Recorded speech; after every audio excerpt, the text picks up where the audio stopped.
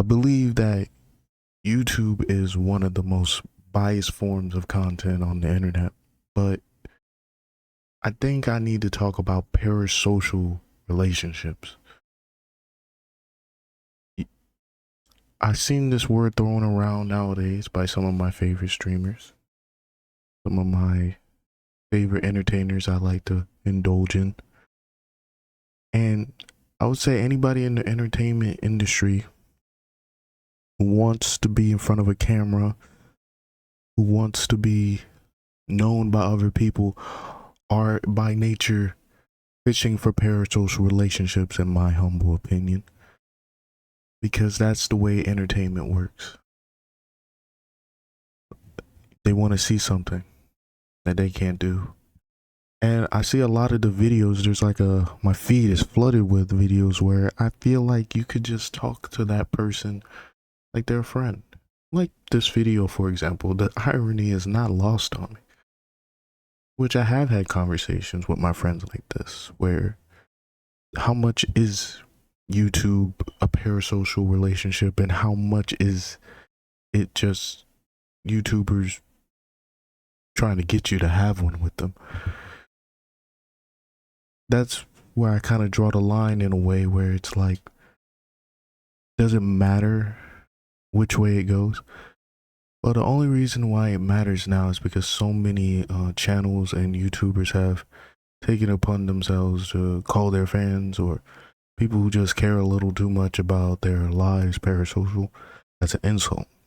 And I see, by consequence, people use it the wrong way. It is, to me, it's an insult, right?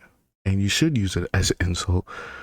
But if you use it as an insult, you can't also use it as a scientific term as well. It makes your dialogue very hard to understand. Yes, parasocial is a phenomenon that's being studied, especially with the advent of the internet becoming more and more, accessible. But that doesn't necessarily mean that we're sitting here talking about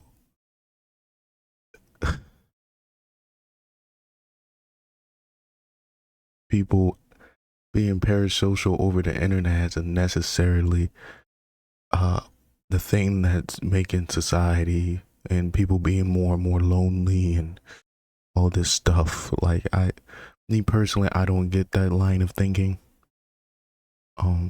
I think that line of thinking might be a little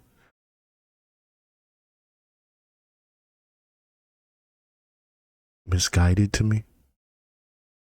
I think the more correct line of thinking, or maybe just prose or whatever you want to call it, is we as thinkers and people are just naturally social creatures, and the internet allows us as social creatures to engage in social commentary, and we like to do it. We like to comment. We like to share these videos with people we know, and we like to look at shorts in particular, which I get a lot of.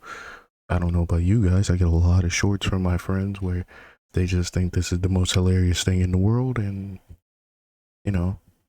self-diagnose themselves with things like autism, ADHD.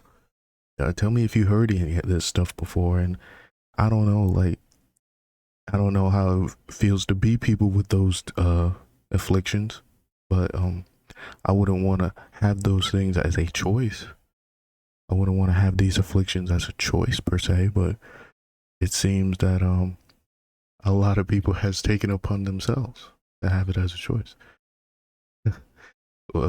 Without having a proper diagnosis, which I think should be free, along with stupid tests instead of IQ tests. I was just having a conversation with my friend, like, who would actually be like, you know what, man, I want to see if I'm stupid. I'm gonna go clock in. What kind of parent would be like, I want to see if my child is stupid. Let's clock in. Let's make sure our child's not dumb. And I'm not talking about like mental afflictions here, which I have to say for some reason in 2025 because everything's got a mental affliction uh attached to it. But to me, it's more like we're getting disconnect with how people actually view themselves. I don't think they view themselves in a uh, uh, I'm dumb, I'm stupid, I'm these negative type of ways. I think a lot of people view themselves as people just uh like what other people call them, and that is becoming nicer and nicer. So thus people's self-esteem is getting higher and higher, and for the express purposes of they then spout the things that come out of their head without proper research or forget research, experiences behind them at all. Like it seems like someone, a lot of times when I'm talking to somebody, they're copying another video, they're copying experiences instead of their express experiences that they have with people in the world, like they don't have them. And now that I think about it, maybe they're not having them. If you think about it, like the more time you spend on the internet, the more time you spend doing stuff behind a camera or uh, writing, blogging, tweeting. That's why I call tweeting. It's like mobile blogging. That's what tweeting. The more time you spend on YouTube and like in the background there, um, you become more and more like disconnected from everything. And you know, I'm no disrespect to the mobile bloggers out there, but the amount y'all tweet doesn't really equal the amount of life experienced a lot of times. You know, the sure volume of videos, vlogging, you know, you live life, but you don't really analyze it in any way. Like how I could have done this better, how I could have approached that situation better, you know, things of that nature. So, yeah, when I really look at that sort of thing, I go, who's worse, who's better in a parasocial relationship? The one kind of teasing you towards the relationship, or you, the person who's slowly becoming more and more entranced by that sweet, sweet connection? I'm not sure. Um, and this video, and that's why I kind of prefaced at the beginning of the video where YouTube channels are full of biases and um, confirmation biases and ways to get people like drawn in, and SEO requirements and a bunch of other stuff. It's almost kind of like explaining insurance to people or something. Like you don't want to know any of that stuff. You just want to be entertained, and in insurance, you just want the insurance. You don't want to really know the why it works. Who cares about that, man? Um, but yeah, I think it's something to think about when you're studying, these airwaves and you going into these different YouTube videos. Just know there's no direct uh against to a lot of these videos. There's no direct this is bad, this is ugly, this is stupid. There's no direct opposition, I should say, in the videos.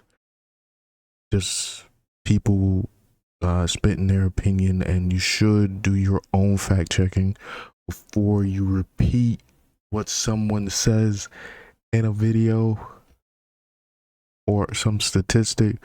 I know statistics lie a lot. There's plenty of videos on how statistics can lie, funny enough. There's plenty of videos of how YouTube videos are echo chambers, funny enough. But then those videos, you run into the same problems of, can you trust those videos? But the best thing you can trust is, can you trust information either? Like even libraries and stuff. Like how much of it is accurate. All of our systems in society are built off of trust. You have to trust something. It's easy to be a critic. It's easy to say this person's wrong about parasocial relationships and this person's right. It's hard to have a stance. And my stance is parasocial relationships are a two-way street.